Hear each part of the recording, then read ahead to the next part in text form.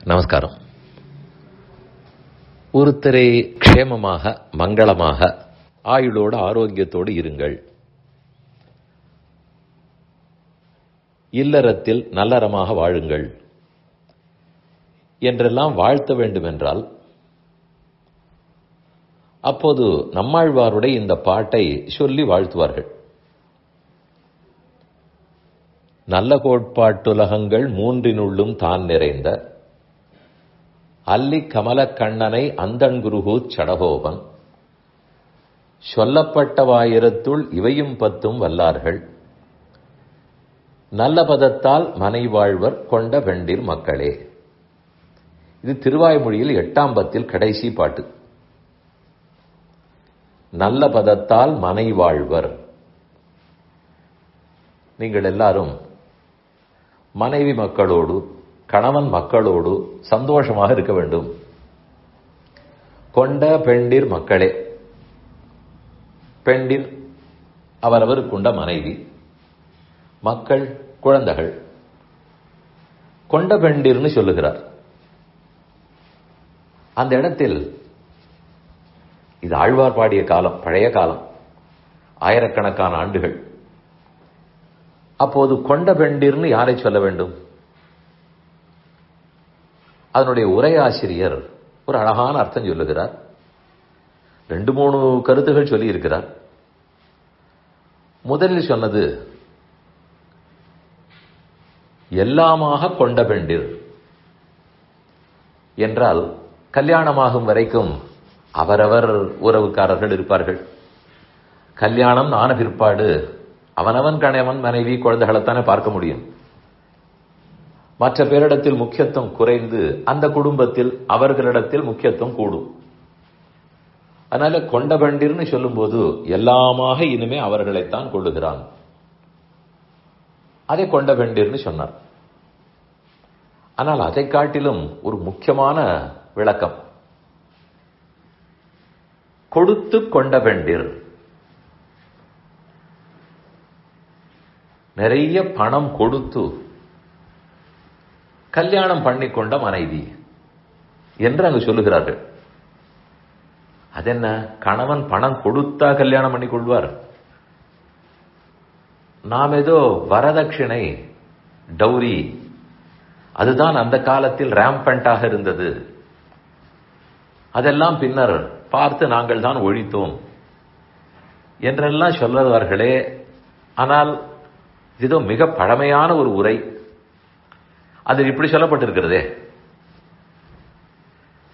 உரை உண்மை, அது பழமை என்பதும் உண்மை.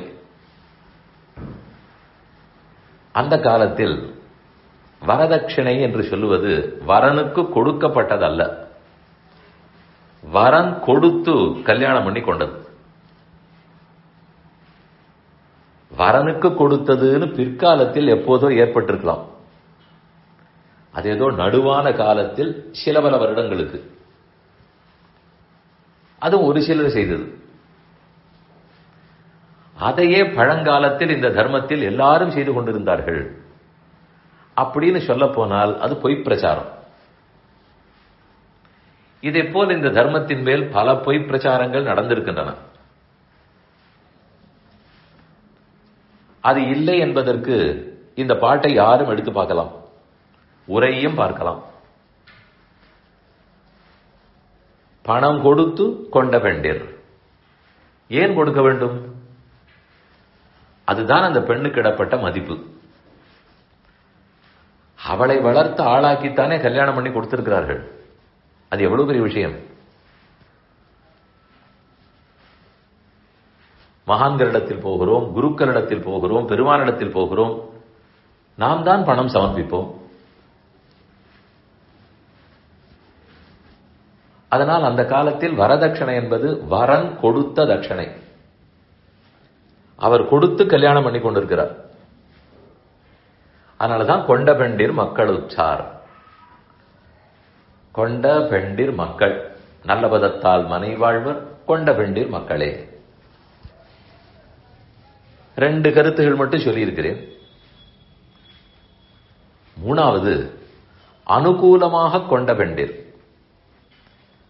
அந்த குடும்பத்தில் இருக்க வேண்டிய ஒற்றுமையை பற்றி பேசுகிறார். கணவன் கருத்து, மனைவி கருத்து, குழந்தைகள் கருத்து எல்லாம் ஒன்றுக்கொன்று அனுகூலமாக, ஏற்புடையதாக, சப்போர்ட்டிவாக இருக்க வேண்டும். அப்படி கொண்ட பெண்டிர். ஒருத்தர் தெற்க பார்த்தால் மற்றொருத்தர் வடக்கே பார்ப்பதல்ல. ஒருத்தருக்கொத்தர் அனுகூலமாய் மனம் ஒருமித்து, கருத்தொருமித்து வாழக்கூடிய பெண்டிர் என்று மற்றொரு கருத்து சொன்னார். இது ஒவ்வொன்றுமே சிறப்பான கருத்து தான். இதில் இப்போது நான் சொல்ல வந்தது, யாரும் பெண்ணாக பிறந்தவர்கள் கஷ்டப்பட்டு பணத்தை கொடுத்து கல்யாணம் பண்ணி கொள்ள வேண்டும், அது அந்த காலத்தில் இருந்ததில்லை. இதை போல சில பல பிரச்சாரங்கள் எல்லாம் நடந்திருக்கும். நாம் தான் அலசி ஆராய்ந்து உண்மையை தெரிந்து கொண்டு அதன்படி நம்ம புரிதலை வளர்த்துக் கொள்ள வேண்டும்.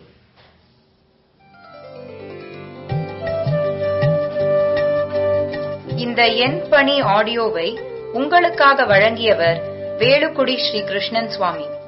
இந்த ஆடியோவை தினமும் உங்கள் மொபைலில் பெற கிஞ்சித் என் பணி KINCHITENPANI என்ற ஆப்பை கூகுள் பிளே ஸ்டோரிலோ அல்லது ஆப்பிள் ஐஸ்டோரிலோ டவுன்லோட் செய்து கொள்ளவும்.